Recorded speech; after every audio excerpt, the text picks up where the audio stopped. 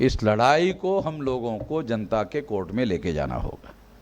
इस मुद्दे पर मैं इतना ही कहना चाहता हूं, क्योंकि कुछ बातें अभी मैं उत्तर प्रदेश के चुनाव के लिए रिजर्व रखता हूं, उधर बोलने के लिए। तो आप लोगों को सुनने को मिलेगा ही मिलेगा, क्योंकि ये तो रिकॉर्ड में आएगा। मैं तो ऑन रिकॉर्ड कोई भी चीज़ ऑन रिकॉर्ड ही बोल रहा हूँ। अब दूसरी जो बात है वो है कार्यकर्ता के रेफरेंस में, और हमारे सेंट्रल लेवल के बहुत सारे कार्यकर्ताओं ने बहुत सारी बातें बहुत विस्तार से कही है। कुछ कहने का बचा हुआ है ऐसा मुझे लगता नहीं है, मगर कुछ बातें मैं आप लोगों के सामने रखना चाहता हूं। जब मायावती के रेफरेंस में हमारे साथ धोखा हुआ आंदोलन में, तब खापर्डे साहब हम अलग हो गए, और अलग होकर हम प्रचार करने लगे तो क्रेडिबिलिटी का सिद्धांत खड़ा हो गया, विश्वसनीयता का सिद्धांत खड़ा हो गया। तो क्रेडिबिलिटी हासिल करने के लिए हमने महावत का सिद्धांत डेवलप किया। जनता का विश्वास हमारे ऊपर हो तो हमने महावत का सिद्धांत डेवलप किया। महावत का सिद्धांत क्या है कि जो भी गलत करेगा, तो जो महावत है वो जैसे हाथी पर अंकुश रखता है वैसे अंकुश रखा जाएगा, और गलत को रोका जाएगा। ये है महावत का सिद्धांत। ये हमने बताना शुरू कर दिया। प्रासंगिक था उस समय, वो कम सुनते थे लोग, मगर यही सिद्धांत था क्रेडिबिलिटी हासिल करने का, और इसी सिद्धांत ने हमारे ऊपर लोगों का यकीन दोबारा बिठाया। और आज कोई भी नहीं कह सकता, जो ये कह रहे हैं कि बाबा साहब आंबेडकर ने ये कहा था कि अगर आपसे नहीं बनता है तो ये आंदोलन पीछे जाने मत देना, जहां है वहां रोक देना। ये अब 31 राज्यों में 567 जिलों में 4000 से ज़्यादा तहसीलों में 22,000 से ज़्यादा ब्लॉक में और 1.5 लाख से ज़्यादा गांवों में फैल गया है। और बाबा साहब अम्बेडकर ने 18, 19, 20 जुलाई 1942 को जो नागपुर में अधिवेशन किया था, उस अधिवेशन में जितने स्टेट के प्रतिनिधि थे उससे ज़्यादा स्टेट में अभी हमारा आंदोलन फैला हुआ है। इसका मतलब है कि हम बाबा साहब आम्बेडकर के ईमानदार अनुयायियों के तरह काम कर रहे हैं।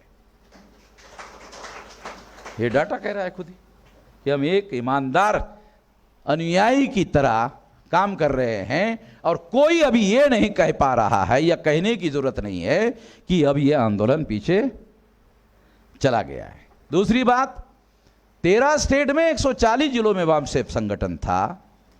तब काशीराम जी ने मुलायम सिंह यादव जी को मुख्यमंत्री बनवाया था। अब हमारी ताकत कहां तक बढ़ गई? 2 बार भारत बंद किया। जो 200 पॉइंट रोस्टर वाला जल के लिए जब हमने भारत बंद किया, तो नरेंद्र मोदी जैसा अकड़ू आदमी, ये सरदारों को पूछो कितना अकड़ू आदमी है, वो अकड़ू आदमी को सीधा किया। बहुत अकड़ने वाला आदमी है। संसद में संविधान संशोधन करवाया, पास करवाया। मरा हुआ आदमी बहुत अकड़ता है, पता है आपको? मैं देहाती आदमी हूँ। देहात में जब मर जाता है आदमी तो बोलते हैं यार घी लगाओ थोड़ा सा, नहीं तो इसको जब ले जाएंगे ना तो कहीं ऐसा टेढ़ा ऐसा खड़ा ना हो जाए, तो घी वगैरह लगाओ। तो मरा हुआ आदमी बहुत अकड़ता है। जिंदा आदमी क्या होता है? जिंदा आदमी ऐसा हो जाता है, ऐसा हो जाता है, ऐसा हो जाता है। मरा आदमी है ऐसा बहुत अकड़ता है।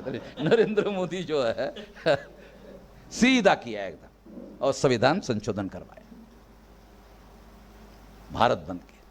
दूसरा भारत बंद करवाया तो सीएए बोलना ही बंद करवा दिया। अभी खबर आई है कि वो लागू करने वाले हैं, वो लागू करके दिखाए। हम मैदान में हैं, हमारे पास कोई काम धंधा तो है नहीं।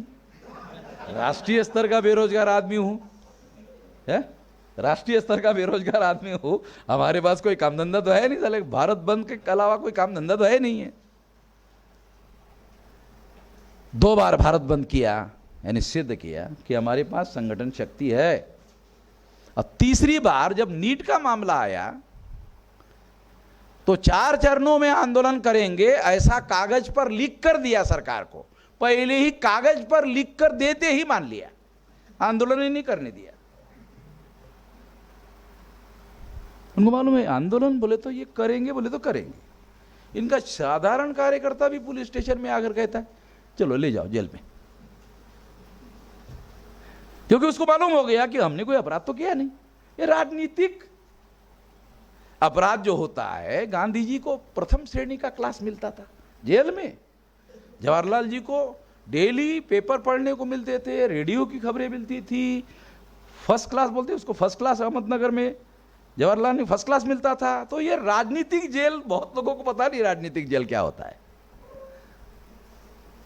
मैं खुद जाकर के गुजरात में, मैंने कहा सर इधर उधर नहीं, गुजरात में लोग डरते हैं ना, वो पटेल है ना, वो क्या नाम उसका, हार्दिक पटेल, वो तो डर के कांग्रेस में चला गया। तो उन्होंने सोचा कि वामन मेश्राम को भी डरा देंगे, तो उन्होंने मुझे, वकील साहब को मालूम है कि रात के 2:30 बजे एफआईआर दाखिल किया। वकीलों ने पुलिस को पूछा कि वामन मेश्राम को कितने बजे अरेस्ट किया, मतलब कितने बजे उन्होंने अरेस्ट करवाया, कहा 4:15 बजे। तो 4:15 बजे से लेकर रात के 2:30 बजे तक किसके पोजीशन में था, कहेगा हमारी पोजीशन में। तो इस पीरियड में वामन मेश्राम ने अपराध क्या किया वो बताओ, समझ में आया कुछ? तुम्हारे ही पोजीशन में जो आदमी है उसने अपराध क्या किया ये पीरियड में, 4:15 से लेकर 2:30 बजे तक, क्यों उसके पहले तो कोई अपराध है नहीं। अब जब तुम्हारे पोजीशन में है तो तुम्हारे पोजीशन में रहते क्या अपराध किया, अगर तुम्हारे पोजीशन में अपराध किया तो उसके लिए तुम जिम्मेदार हो, वामन मेश्राम थोड़ी जिम्मेदार है। बेल ग्रांटेड, बेल ग्रांटेड होने के बाद कमिश्नर पर 2 हाईकोर्ट में केस दाखिल कर दिया, अभी तक जवाब नहीं दिया। कमिश्नर अभी तक जवाब नहीं दे पाया। और अभी मैं कच्छ में जाकर आया कि कमिश्नर अगर जवाब नहीं देते देते रिटायर्ड हो गया तो पेंशन खाऊंगा उसका, उसको छोड़ूंगा नहीं सुप्रीम कोर्ट तक। तुमने वामन मेश्राम से पंगा ले लिया, किसी और से थोड़ी लिया। तुम जानते हो वामन मेश्राम कौन है? नागवंशी वामन मेश्राम। लोगों को मालूम नहीं, 500 लोगों ने 28,000 लोगों का बंदोबस्त करवाया था भीमा कोरेगांव में, उसके खानदान के लोग हैं हम। ऐसे ही अल्लू गल्लू नहीं है, ध्यान रखो। और तो एक पुलिस वाला आदमी रिकॉर्ड कर रहा था, मैंने कहा ये भी रिकॉर्ड कर, तेरे कमिश्नर का रेफरेंस ये रिकॉर्ड कर ले, दिखा। फिर मैं दोबारा आता हूं गुजरात में, कहा जिलाधिकारी तिवारी था, ब्राह्मण महासभा ने कंप्लेंट किया कि वामन मेश्राम को आने मत दो, कार्यक्रम करने मत दो। तिवारी उत्तर प्रदेश का ब्राह्मण था। उसने ब्राह्मण महासभा के लोगों को पूछा वामन मेश्राम कौन है जानते हो? ब्राह्मण लोग 7वीं फेल, 4थी फेल, 8वीं फेल, इसीलिए तो ये करते रहते हैं फालतू काम। जानते हो कौन है? नहीं जानते हो? झंझट में मत पड़ो उसके उसके झंझट में मत पड़ो। वो राष्ट्रीय अध्यक्ष भी है और संविधान क्या है वो हमको बता सकता है, तुम उसके झंझट में मत पड़ो। हो गया कार्यक्रम को अनुमति होगी। कार्यक्रम होने के बाद नारायण गरवा को मैंने तिवारी के पास भेजा, ये जाओ तिवारी के पास जाओ और एक लिखित एप्लीकेशन दो। ब्राह्मण महासभा ने मेरे खिलाफ जो निवेदन दिया उसकी ट्रू कॉपी दो। तिवारी का कलेक्टर आदमी, उसको समझ में आया। उसने कहा किसने मांगा? ये नारायण गरवा चुप, नहीं किसी ने तो मांगा, मेश्राम साहब ने मांगा। काय के लिए? ये मुझे मालूम नहीं है काय के लिए मांगा। कलेक्टर को समझ में आया ये रिटर्न एविडेंस मांग रहा है वामन मेश्राम, तो ये कॉपी मिलते ही एट्रोसिटीज में ये लोग, वकील साहब बराबर बोल रहा हूं ना, पूरा उनके ही डॉक्यूमेंट के आधार पर वो ही अंदर चले जाएंगे। मेरे मौलिक अधिकार के विरोध में उन्होंने रिटर्न एप्लीकेशन किया है, ये उनका दस्तावेज। तिवारी ने क्या, अरे जाने दो नारायण, वो गधे लोग हैं। तिवारी ने ब्राह्मण महासभा के पदाधिकारी को कहा, अरे वो गधे लोग हैं, जाने दो। तो नारायण गरवा ने तिवारी को कहा, कलेक्टर साहब आप किसको गधे कह रहे, वो पंडित लोग। अरे गधे लोग है, काहे के पंडित है।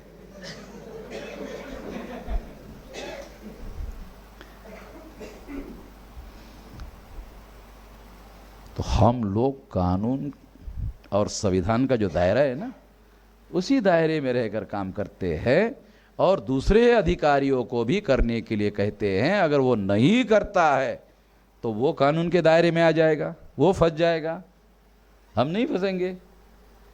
तो हम कभी संविधान के दायरे के बाहर जाने की जरूरत नहीं मानते। बाबा साहब आम्बेडकर ने जितने अधिकार दिए, उस दायरे में रहकर बहुत कुछ हासिल किया जा सकता है और इसके दायरे में रहकर कार्य करने की कार्य प्रणाली हम लोगों ने विकसित की है। एक तो ये बात हम लोगों को समझना होगा। दूसरा बात मैं आप लोगों को बताना चाहता हूं, प्रीच करना और प्रैक्टिस करना, ध्यान रखो कि मैं कुछ बातें आप लोगों को बता रहा हूं, जो बात बता रहा हूं उस पर सख्ती से अमल करता हूं, सबसे पहले अपने ऊपर और फिर संगठन में। तो मेरे ऊपर लोग आरोप करते हैं कि वामन मेश्राम डिक्टेटर है। तो मैंने कई लोगों को पूछा, मैंने तुमको डब्बा पर पानी लेकर मेरा पिछवाड़ा पोंछने के लिए कहा, धोने के लिए कहा? नहीं ना।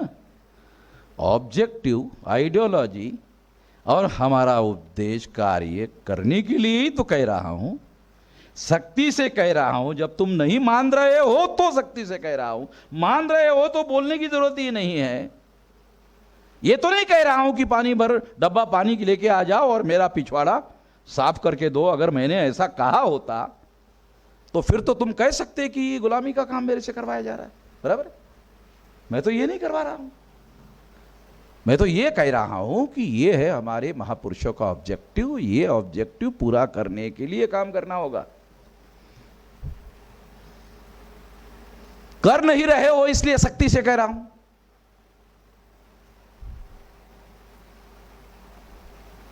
तो ये महत्वपूर्ण बात हम लोगों को समझना होगा। अगर कोई आदमी संगठन में नेतृत्व करना चाहता है तो नेतृत्व करने वाले लोगों को एक सिद्धांत सबसे ज्यादा अपने जीवन पर लागू करना चाहिए। वो ये है कि जो प्रीच करते हो वही प्रैक्टिस करो। जो प्रीच करते हो वही प्रैक्टिस करो। डिफिकल्टी आएगी मगर यही तुम्हारा बचाव करेगा। अल्टीमेटली कुछ दिन के बाद लोगों को ये समझ में आएगा उसका ही बराबर था। मेरे विरोध में बहुत सारे लोग खड़े होने वाले डॉक्टर साहब 2-4 साल के बाद फिर मेरे को ही बोलते कि फिर हम काम करना चाहते। तो हम कहते ये वामन मेश्राम का कोई प्राइवेट लिमिटेड कंपनी है जिसमें वामन मेश्राम के 51% शेयर है, वो कोई मालिक है? ये समाज का संगठन है, ये करो मगर करना होगा उसी जो सिद्धांत है उसी के दायरे में रहकर ही करना होगा। उसी सिद्धांत पर अमल करने से समाज को फायदा होगा, ध्यान रखने का। उससे फायदा समाज को होगा, इंडिविजुअल को नहीं होगा। समाज को फायदा पहुंचाने के लिए तो संस्था बनाई, संगठन बनाया। मैं अपने 45 साल के तजर्बे के 2 बड़े सबक सीखा, ये सारे देश के लोगों के सामने बताना चाहता हूं। 45 साल के मेरे जीवन के 2 बड़े सबक सीखा मैंने अपने जीवन में काम करते करते। क्या सबक है? कि हमारे जो SC ST OBC के लोग हैं, ये लोगों की औकात आपस में लड़ने की है।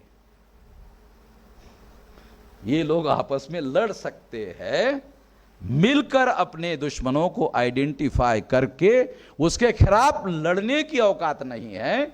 आपस में लड़ने की बहुत औकात है। कुछ लोगों को बुरा लगेगा और बुरा लगे तो मेरा क्या है भाई, मैं किसी की ना काऊ से दोस्ती ना काऊ से बैर, ये तो मैं अपने पुरखों के सिद्धांत पर अमल कर रहा हूं। कबीर जी कहते हैं ना काऊ से बैर ना काऊ से दोस्ती, हम तो अपने सिद्धांत पर अड़े हुए हैं, उसके लिए कर रहे हैं।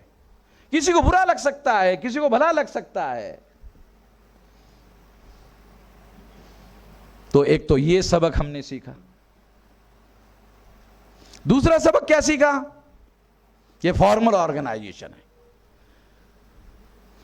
तो किसी को राष्ट्रीय अध्यक्ष बनाना होगा, किसी को वाइस प्रेसिडेंट बनाना होगा, जनरल सेक्रेटरी बनाना होगा, किसी को स्टेट प्रेसिडेंट बनाना होगा, किसी को कमिश्नरी का, डिस्ट्रिक्ट का, तहसील का, ग्राम पंचायत तक का, और हर एक को जिसको भी बनाना पड़ेगा उसको उसके लेवल की अथॉरिटी और पावर देना पड़ेगा।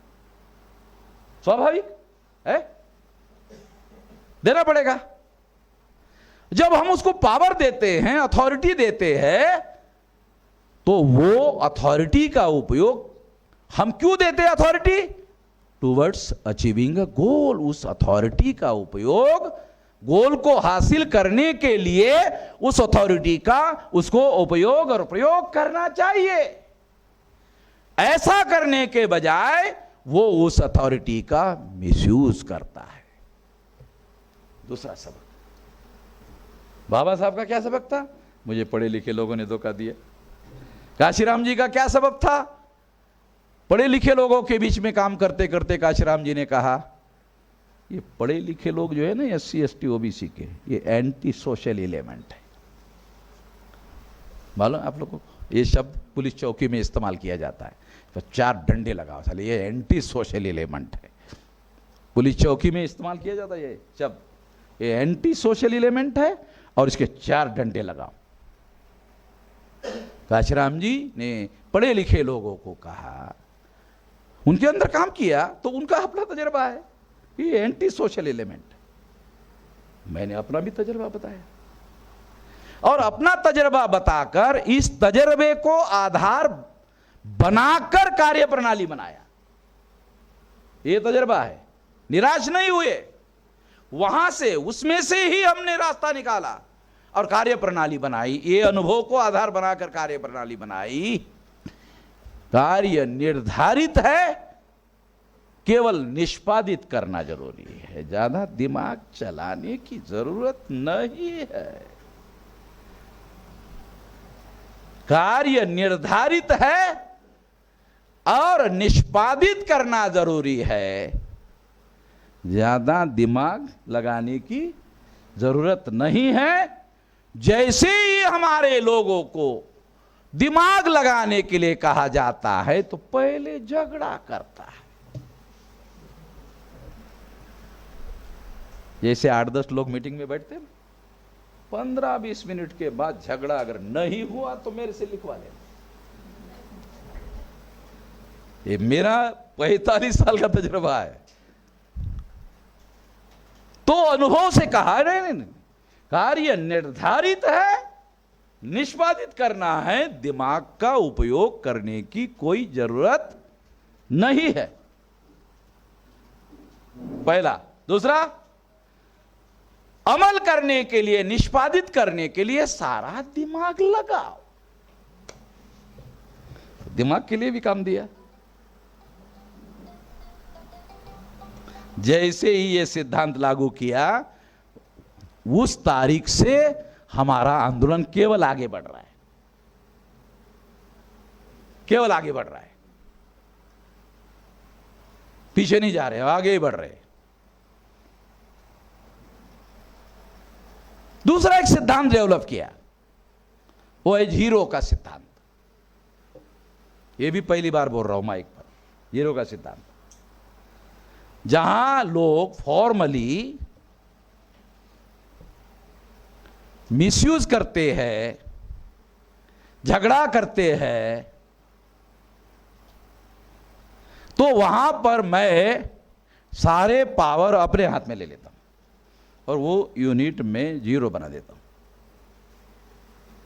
ले लिया मैंने, मेरा कोई निजी मकसद नहीं है, मेरी कोई निजी दुश्मनी नहीं है।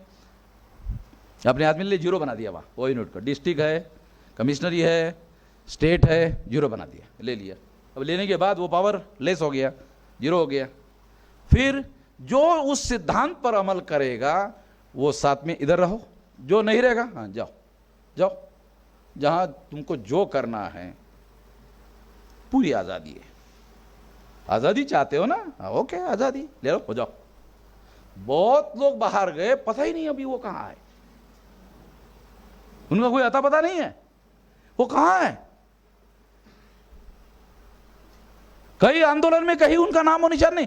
कभी कभी तो मुझे उसका नाम याद करने के लिए ऐसा करना पड़ता है, अरे क्या नाम था भाई उसका। दूसरा तीसरा आदमी मुझे बताता है ऐसा, हाँ वो याद भी नहीं है।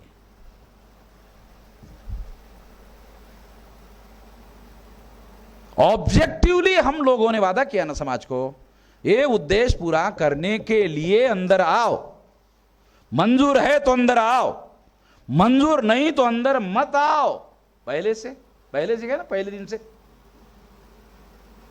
करें। ये उद्देश्य मंजूर है, ये है तरीका, ये 5 दिन का ट्रेनिंग, ये इतिहास और ये सारा चीज छुपाया, कुछ भी नहीं छुपाया, सब कुछ बताया, हाँ सब कुछ बताया। मंजूर है हाँ इधर रहो, नहीं जाओ।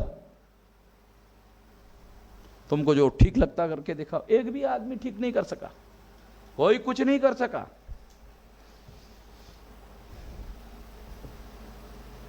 तो जीरो का जो सिद्धांत है वो अपने सिद्धांतों को लागू करने के लिए किया गया है। हमने रिपब्लिकन पार्टी से जितना सीखा, हमने दलित पैंथर से जितना सीखा,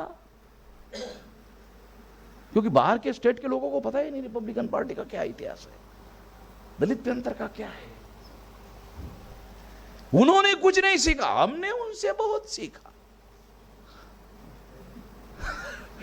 और उनसे सीखकर आज जो हम लोगों ने इतनी बड़ी ताकत गेन की है। बामसेब में कभी नेतृत्व का संकट नहीं रहा। दीना भाना जी, उसके बाद खाबड़े साहब, उसके बाद काशीराम जी, फिर खाबड़े साहब के बाद 2000 को मेरी जिम्मेदारी लगाई। तब से भी अभी तक बामसेब में कभी नेतृत्व का संकट नहीं रहा, कभी नहीं रहा। और आने वाले 20 साल तक मैं ये हूं। अभी मेरे टांगों में इतनी ताकत है। 20 साल मैं अभी हूं और 20 साल में ब्राह्मणवाद का राम नाम सत्य करेंगे। छोटी मोटी ताकत हमने गेन नहीं की, बहुत बड़ी ताकत गेन की। अभी हम किसी आदमी को समझाकर कोई संगठन नहीं बनाएंगे, अभी आंदोलन करेंगे। अभी एक्शन मोड में हम लोग एक्शन मोड में हैं। अभी हम एक एक आदमी को ढूंढते थे, फिर समझाते थे, अभी बंद कर दिया समझाना, अभी समझाना बंद कर दिया। पहले दिन का उदाहरण आपको दिया, 1,40,00,000 लोगों को पहले दिन जो हमने ये अधिवेशन चलाया तो 11 बजे दूसरे दिन 1,40,00,000 लोगों तक मैसेज गया था। तो वो अभी मैंने पूछा नहीं कितने लोगों तक गया, तो अभी हमारा मैसेज जो है, मैसेज कम लोगों तक नहीं पहुंचता है, बहुत लोगों तक पहुंचता है, क्योंकि भौगोलिक और सोशल नेटवर्किंग बहुत बड़े पैमाने पर 3-3.5 हजार जातियों के बीच में हमारा नेटवर्क पे फैला हुआ है।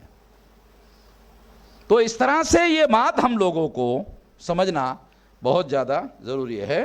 तो बामसेब में नेतृत्व की निरंतरता है, ध्यान रखना ज़रूरी है। हम लोग चैरिटी का काम नहीं कर रहे हैं, चेंज का काम कर रहे हैं। Change, not charity.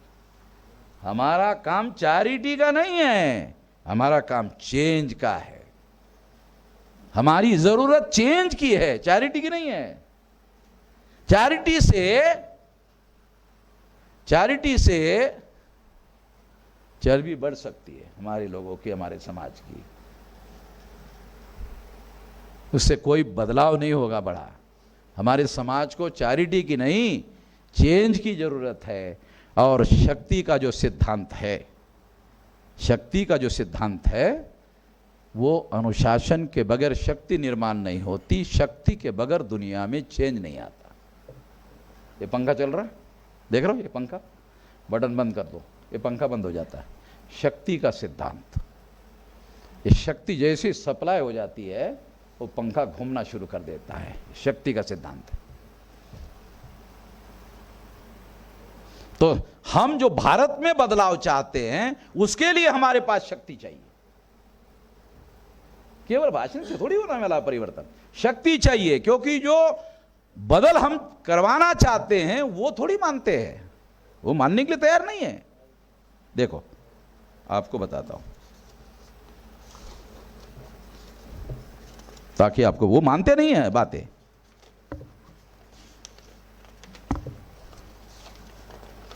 तो एक जो है शर्मा नाम का ब्राह्मण है, उसने विलास ले आओ तो मुझे, उसने कहा, देखो बहुत अहम बात कहा उसने मेरे भाषण पर, तो आप लोगों को मालूम होना बहुत जरूरी है, क्योंकि मैं ये चेंज के रेफरेंस में बता रहा हूं।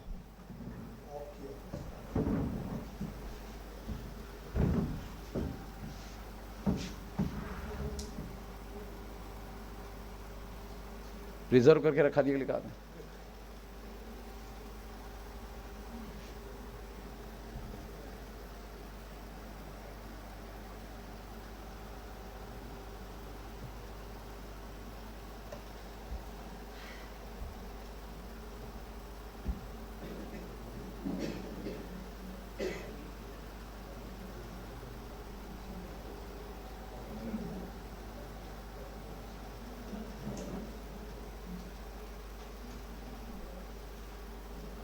पढ़ के सुनाता हूं। अंकुश शर्मा वो क्या कहता है, जो हम कह रहे हैं, जो मैंने कहा, आप चाहे कितनी ही बकवास करो, रिप्लाई नहीं है उसके पास, जवाब नहीं है हमारे सवालों का, तो क्या कह रहा है, कितनी भी बकवास करो। वो हम जो लॉजिकल बात कह रहे, फैक्ट कह रहे, तथ्य कह रहे, उसको क्या कह रहा है, बकवास कर रहा है। क्यों? जवाब नहीं है। जवाब होता तो जवाब देता, बकवास नहीं करता। क्या कह रहा है, आप चाहे कितनी भी बकवास करो, अंकुश शर्मा का, आप चाहे कितनी भी बकवास करो, चंद लोगों को छोड़कर गांवों शहरों में ब्राह्मण का राज चलता है। सभी जातियों पर आप तो क्या चीज हो, पूरे देश में सदियों से ब्राह्मण राज करता है, करता रहेगा। गांवों के मूर्ख लोगों को आप कभी नहीं समझा सकते। हमने बुद्ध धर्म को नष्ट किया, वामसेफ हमारा कुछ नहीं उखाड़ सकता। भगवान परशुराम ने क्षत्रियों को 21 बार हराया था। सोचो, बचो हमसे। बदल हो सकता है इसमें, एक कुत्तों की पूंछ की तरह है, पुंगली डालो साली पुंगली टेढ़ी हो जाएगी, मगर ये सीधे नहीं होंगे। समझ रहे ना, पढ़ के सुनाए। लॉजिकल बात वो मानने वाले नहीं है, वहां शक्ति का सिद्धांत लागू होता है। एग्जाम्पल के तौर पे बता रहा हूं, जो बता रहे हैं, जो समझा रहे हैं,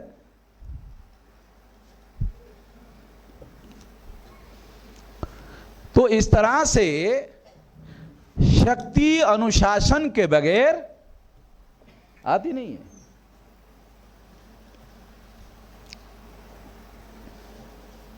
और अनुशासन, जो ईमानदार आदमी है, जो ऑब्जेक्टिव के प्रति समर्पित है, जो उद्देश्य के प्रति समर्पित है, जो विचारधारा के प्रति समर्पित है, वो आदमी अपने जीवन में खुद सेल्फ डिसिप्लिन लाता है। कोई किसी को जबरदस्ती नहीं करता। हमने वामसेप में किसी पर कोई जबरदस्ती नहीं करके रखी हुई है। वो देश के लिए सेल्फ डिसिप्लिन अपने अंदर लाना होगा, और वो सेल्फ डिसिप्लिन के आधार पर आपको काम करना होगा। जब आप ऐसा नहीं करते हो तो फिर ऑर्गेनाइजेशनल डिसिप्लिन इंपोज किया जाता है और उसके लिए महावत का सिद्धांत लागू किया जाता है। महावत का सिद्धांत बताने के लिए नहीं है, अमल करने के लिए है। और मैं इसका सख्ती से अमल करने का आदी हूं, क्योंकि मैं जानता हूं कि एक दो लोगों की वजह से सारे आंदोलन का सत्यानाश हो सकता है। तो ये खबरदारी लेना बहुत ज्यादा जरूरी है, ये बताया जाना बहुत जरूरी है।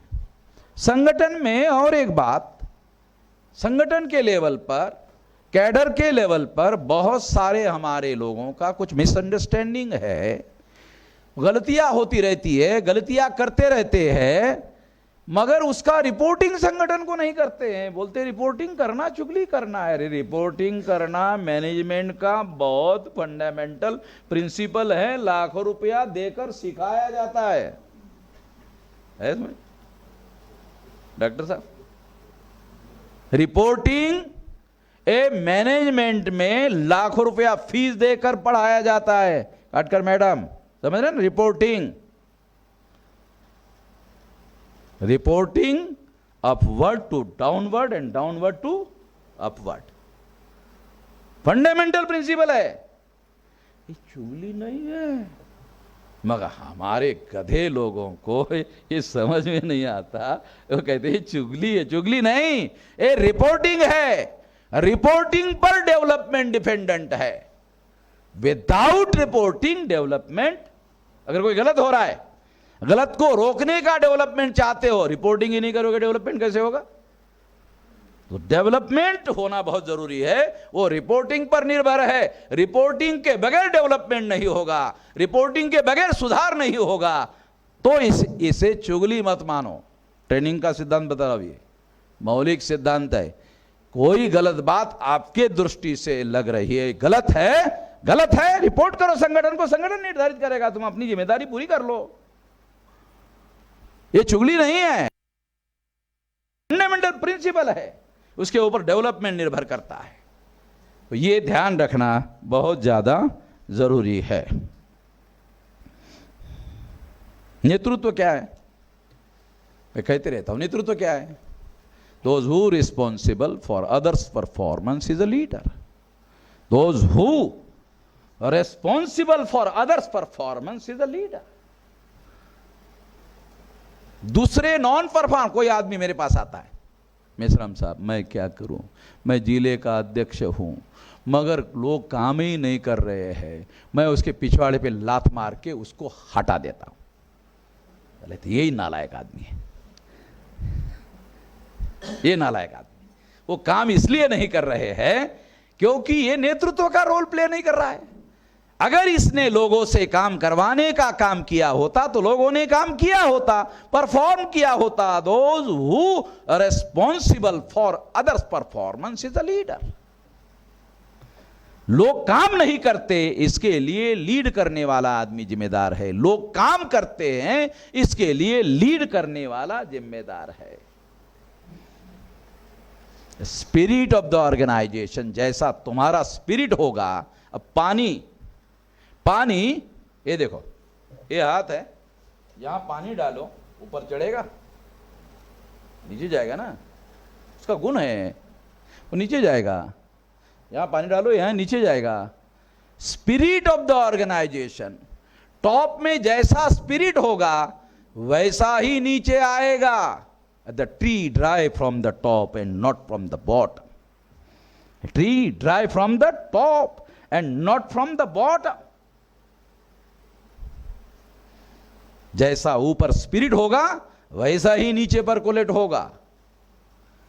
तो ऊपर जो भी तहसील में, ब्लॉक में, ग्राम पंचायत में, हर जगह जो ऊपर रहता है उसके स्पिरिट पर निर्भर करता है कि उसके अधीन काम करने वाले जो लोग हैं वो कैसा काम कर रहे हैं।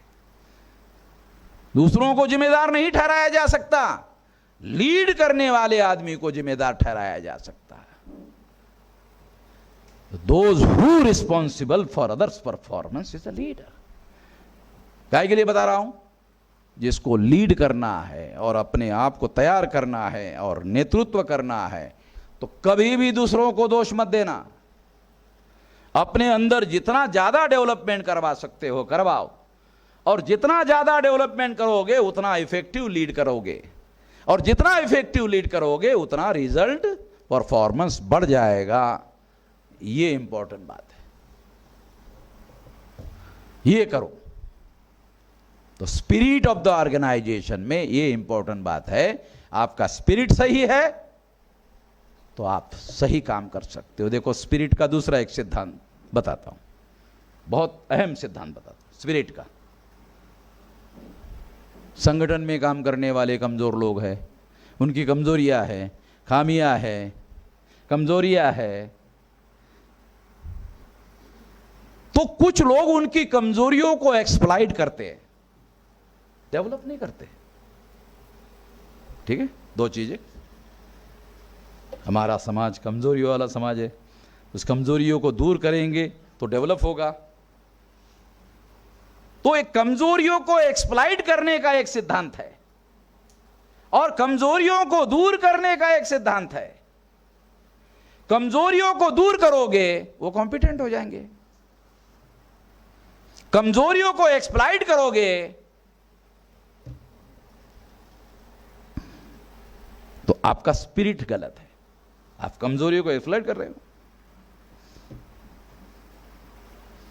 आप उन कमजोरियों को दूर करने का काम नहीं कर रहे हो, आपका स्पिरिट सही नहीं है।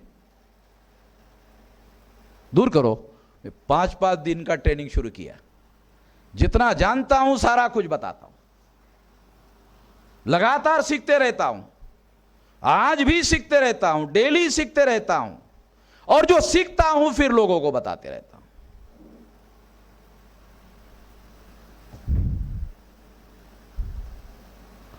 और लोगों को क्यों बताता हूं?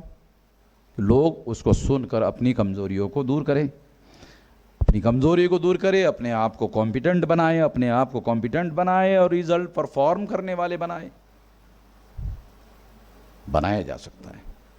स्पिरिट ऑफ द ऑर्गेनाइजेशन, आपका स्पिरिट सही होना चाहिए और कमजोर को एक्सप्लॉइट करने वाला नहीं होना चाहिए, कमजोर की कमजोरी दूर करने वाला होना चाहिए। इसके लिए फॉर्मल ट्रेनिंग हो सकता है, इसके लिए इनफॉर्मल ट्रेनिंग हो सकता है, इसके लिए इंडिविजुअल कोचिंग हो सकता है। आप अपने बेटे को जब वो घर में पढ़ाई कम करता है तो उसकी इस कमजोरी को देखकर बाप कोचिंग लगाता है ना, ये उस कोचिंग लगा के इसे दुरुस्त करता है।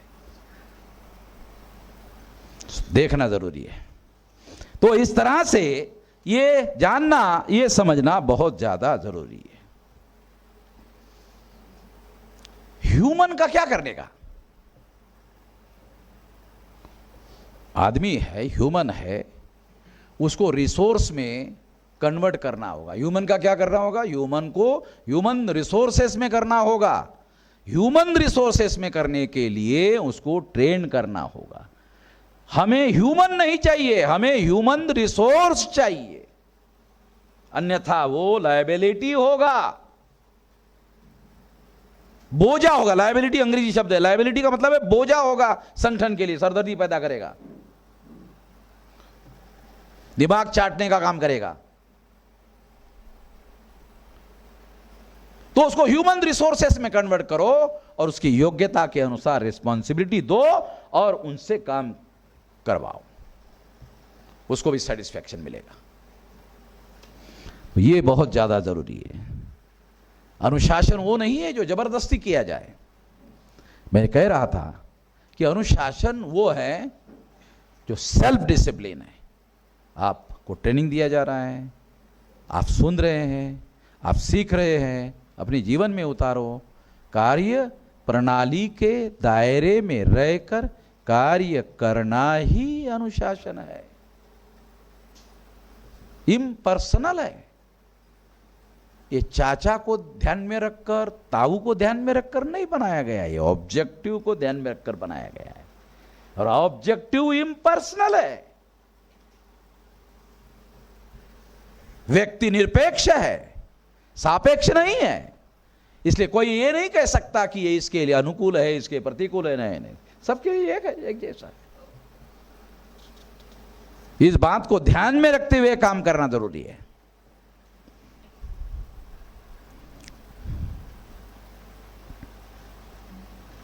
अब आखिरी बात कहना चाहता हूं।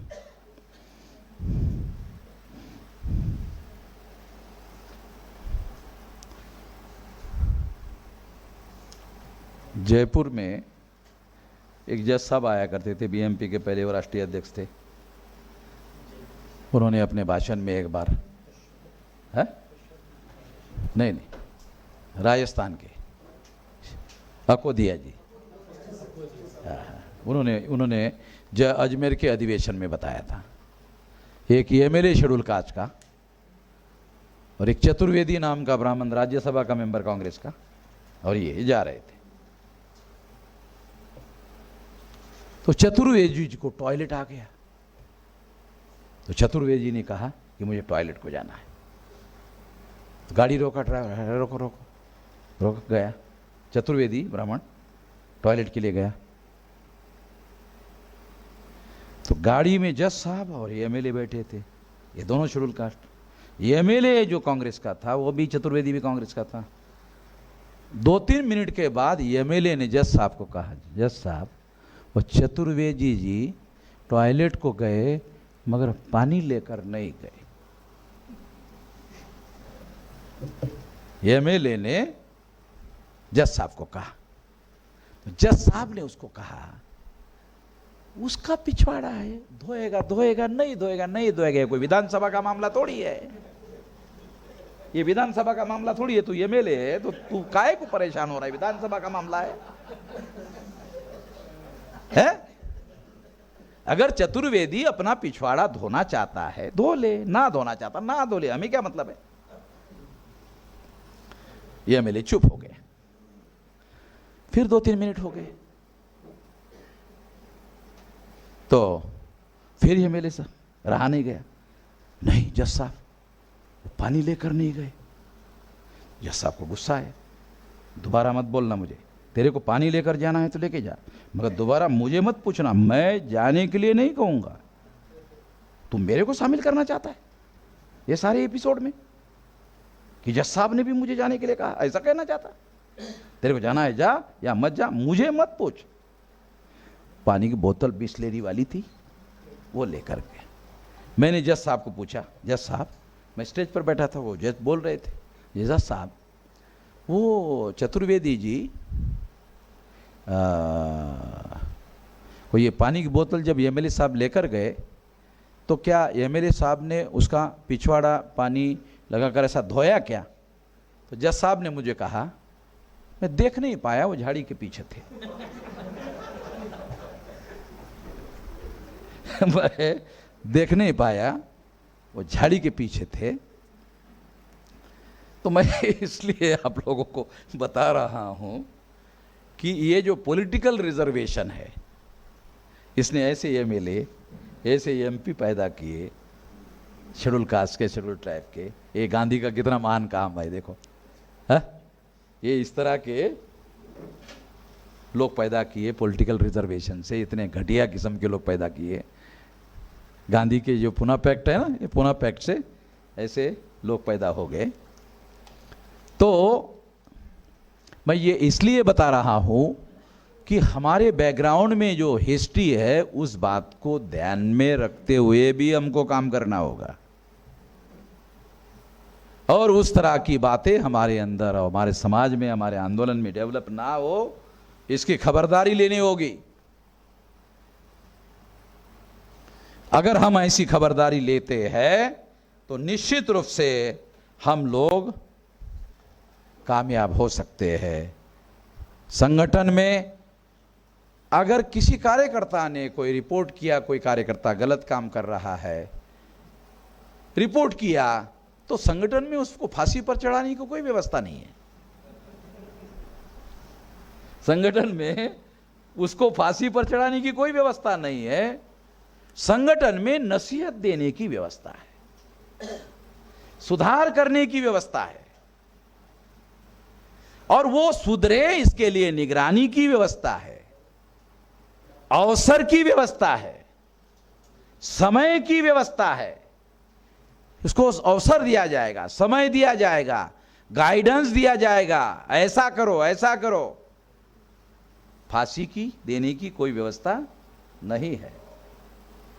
इसलिए मैं कहता हूं कार्यकर्ताओं को, जो 1% काम करता है ऐसा भी आदमी हमको चाहिए, और जो 99% काम करता है ऐसा भी कार्यकर्ता हमको चाहिए।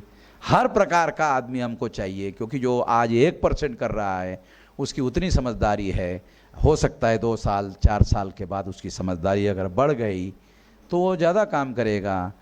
क्योंकि हर जानकार आदमी समझदार हो ज़रूरी नहीं है, हर जानकार आदमी समझदार भी हो ज़रूरी नहीं है।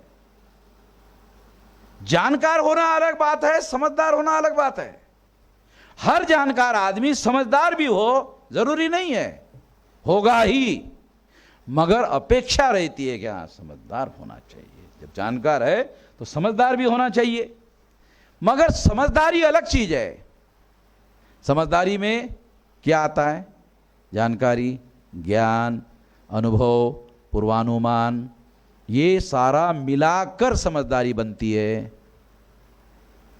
ये सारा मिलाकर समझदारी बनती है, और वो समझदारी धारण करते हुए काम करने का 100% अवसर वामसेप में अवेलेबल है।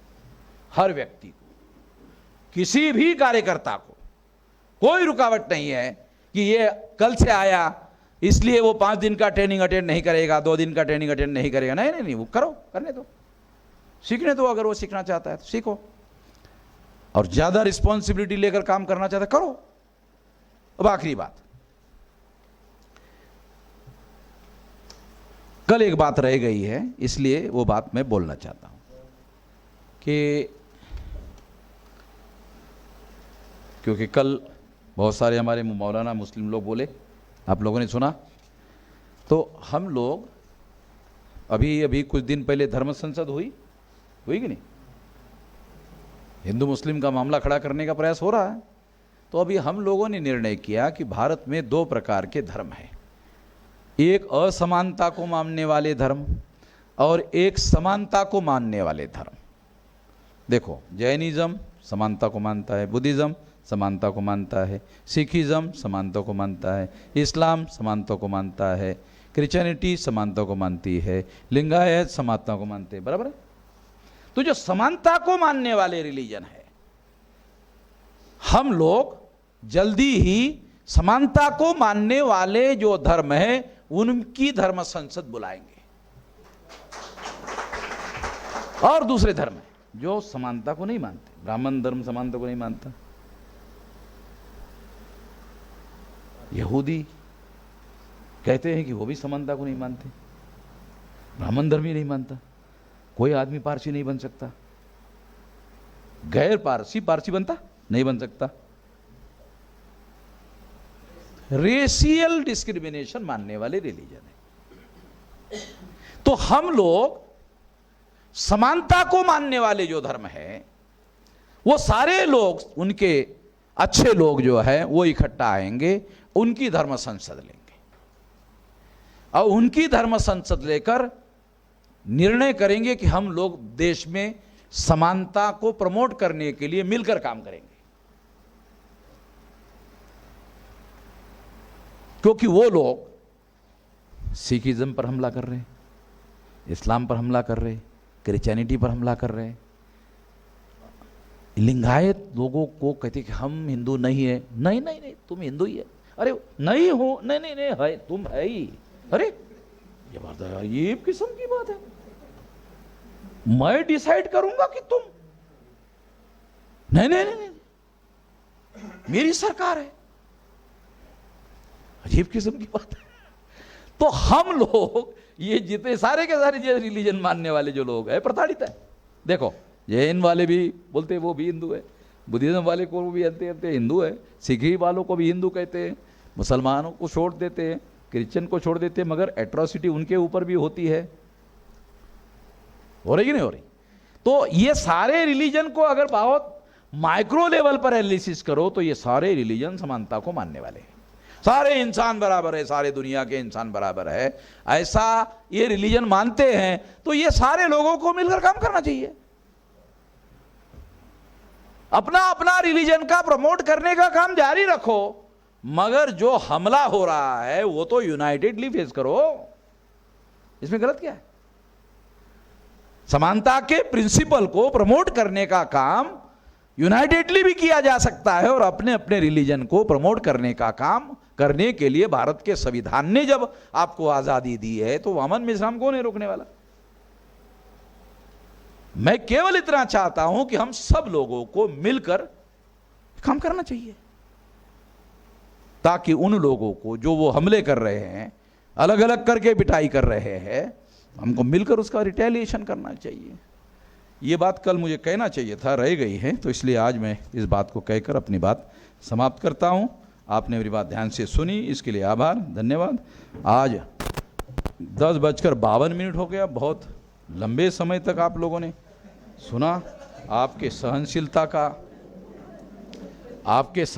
का अब मैं क्या कर सकता हूं कि मानना ही पड़ेगा, क्योंकि मानने के अलावा मेरे सामने कोई विकल्प नहीं है। ऐसी सहनशीलता आपने दिखाई जो मराठीत सांगितल्याप्रमाणे दुर्मिळ आहे। धन्यवाद।